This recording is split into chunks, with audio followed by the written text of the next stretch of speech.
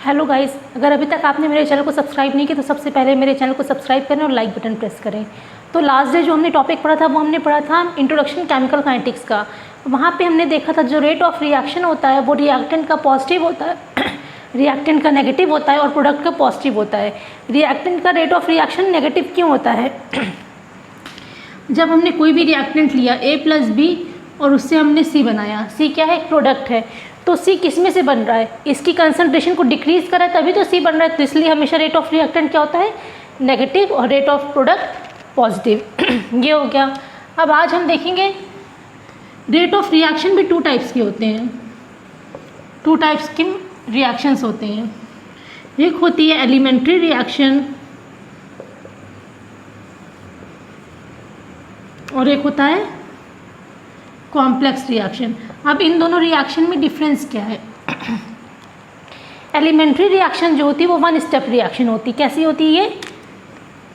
1 step reaction होती है। और कॉम्प्लेक्स रिएक्शन हम कहाँ देखते हैं? कॉम्प्लेक्स रिएक्शन हम कहाँ देख सकते हैं? ऑर्गेनिक रिएक्शन जितने भी मोस्टली होती हैं वो सभी क्या होती है? Complex reaction. अब कौन कौन सी? Nucleophilic addition, substitution, Cannizzaro addition, aldol condensation, ये सारी रिएक्शंस किस में आती है? कॉम्प्लेक्स रिएक्शन में आती है। अब हम इनका रेट लिखते कैसे हैं? मान लीजिए एक रिएक्शन है,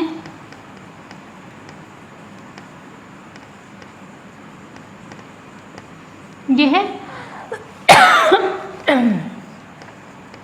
रेट किसके डायरेक्टली प्रोपोर्शनल होती है? रिएक्टेंट के पावर के। तो यहाँ पे जो पावर है वो क्या है? कोफिशिएंट इसका क्या है? A और B। तो rate is directly proportional to reactant A+B। ये हो गया। अब हम यहाँ पे एक कॉम्प्लेक्स रिएक्शन लिखते हैं। कॉम्प्लेक्स रिएक्शन क्या है? मान लीजिए ये हमने यहाँ पे ये रिएक्शन एक स्टेप में लिखी तो है, लेकिन ये कॉम्प्लेक्स रिएक्शन क्या होती है? More than 1 step. ये एक स्टेप में कंप्लीट नहीं हुई है, इसमें कहीं ना कहीं और भी स्टेप्स इन्वॉल्व हैं। तो जब इसमें और भी स्टेप इन्वॉल्व हैं तो यहाँ पे रेट ऑफ रिएक्शन क्या होगा? रिएक्टेंट की पावर m+n। अब यहाँ पे हमने m+n लिखा और यहाँ पे हमने A+B लिखा। यहाँ पे ऐसा क्यों लिखा है? क्योंकि यहाँ पे एलिमेंट्री रिएक्शन है जो कि 1 स्टेप मैकेनिज्म है और complex reaction more than 1 step होती है, तो इसलिए यहाँ पे हमने m+n लिखा। अब इस m+n और A+B का सिग्निफिकेंस क्या है? ये जो m+n है ये क्या बताता है? Order of reaction. क्या बताता है? Order of reaction. यहाँ पे जो A+B है ये क्या बताएगा? Order of reaction. हमने इसके में पहले देखा था इक्विलिब्रियम वगैरह, अगर आपने पढ़ा होगा तो वहाँ पे क्या लिखते हैं? K = A of A law of mass action, ऐसे करके लिखते हैं ना? ये ऐसे लिखते हैं ना? तो वहाँ पे क्या होता है? Rate of forward reaction is equal to backward reaction. जो भी स्टेप 1 स्टेप मैकेनिज्म होती है वहाँ पे हम ऐसे लिखते हैं, और जहाँ पे मोर देन 1 स्टेप होती है तो वहाँ हम m और n के फॉर्म में लिखते हैं, क्योंकि हमें पता है कि ये स्टेप मैकेनिज्म एक स्टेप में कंप्लीट नहीं हुई है। अभी तक हमने देख लिया है कि रेट हम क्या लिखते हैं? कंसंट्रेशन ऑफ रिएक्टेंट की पावर n यहाँ पे क्या होता है? n is equal to order of reaction. मतलब यहाँ पे जितने भी रिएक्टेंट होंगे उनकी हम सब ऐडअप कर देंगे। फिर किसके ऊपर रेट डिपेंड करता है रिएक्शन का? Concentration of reactant is directly proportional to the molar concentration of reactant. क्योंकि रिएक्टेंट किस में होता है? मोलैरिटी में होता है, मोलर में होता है, तो इसलिए इसको क्या बोला गया है? Molar concentration of the reactant. और उसके ऊपर कुछ पावर, और उसी पावर को क्या कहते हैं हम? Order of the reaction. अगर कोई भी ऑर्डर ऑफ कोई भी रिएक्शन है जो कि बाई और ट्राई है, बाई और ट्राई, तो रेट क्या होगा? मान लेते हैं हम यहाँ पे A+BB + CC गिव्स DD। तो यहाँ पे कैसी और 3 है, 3 रिएक्टेंट है, तो यहाँ पे रेट क्या होगा? Rate is equal to A की पावर A, अगर एलिमेंट्री रिएक्शन है तो C की पावर C, और order is equal to A+B+C। तो यहाँ पे यही बोल रहा है कि अगर बाई और ट्राई होगा तो भी रेट किसके डायरेक्टली प्रोपोर्शनल होगा, multiplication of concentration of all the reactant.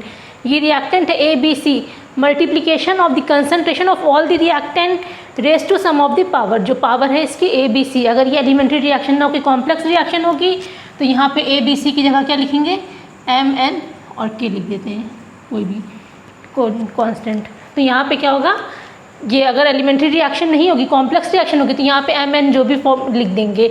और अगर यहाँ पे एलिमेंट्री रिएक्शन है तो यहाँ पे जो रेट होगा ऑर्डर के, rate is equal to concentration of A, concentration of B, concentration of C, raise to the power A, raise to the power B, raise to the power C, and order is equal to A plus B plus C.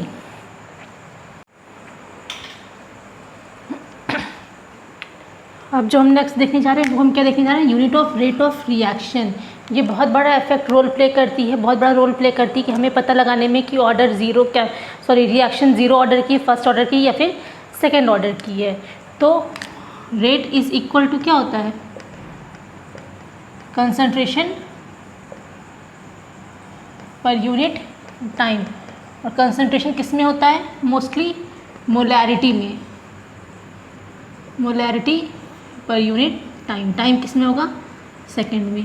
अब molarity क्या होता है, मोल पर litre, और ये second, और इसी को हम क्या लिखते हैं, मोल पर लीटर पर सेकेंड। ये हो गई order rate of reaction, unit of rate of reaction.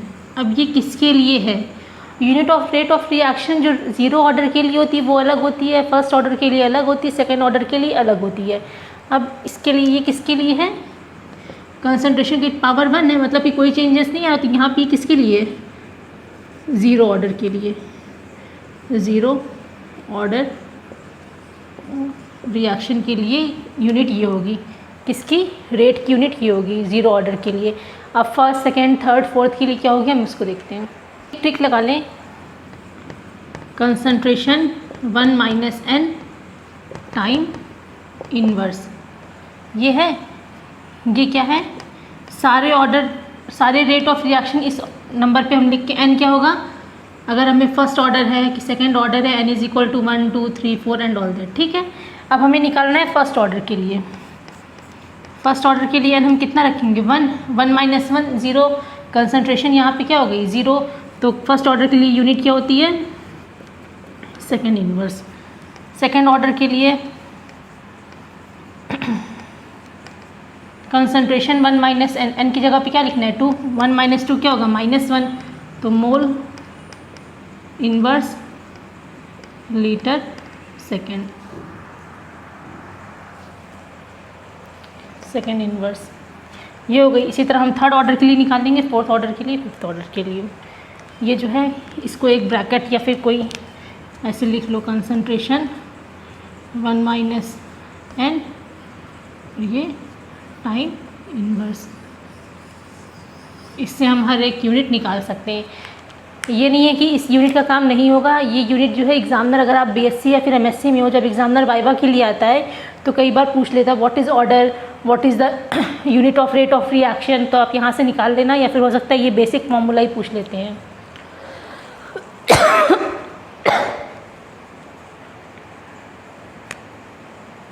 क्या कर रहे हैं, यहाँ पे हमने कंसंट्रेशन चेंज करने के बाद हमें देखना है रेट ऑफ रिएक्शन पे क्या इफेक्ट पड़ रहा है, क्योंकि हमें पता है rate of reaction is directly proportional to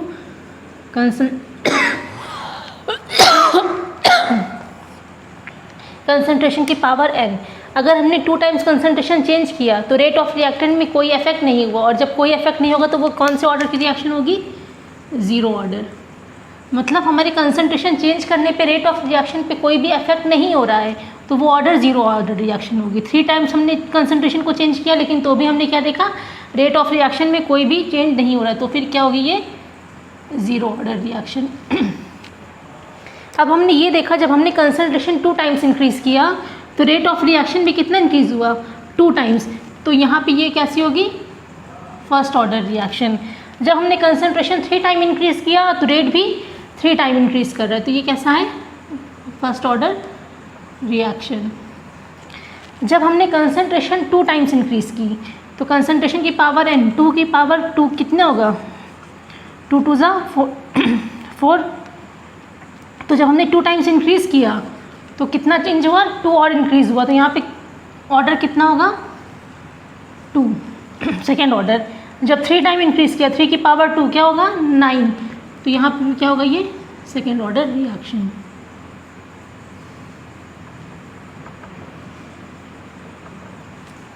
अब यहाँ तक तो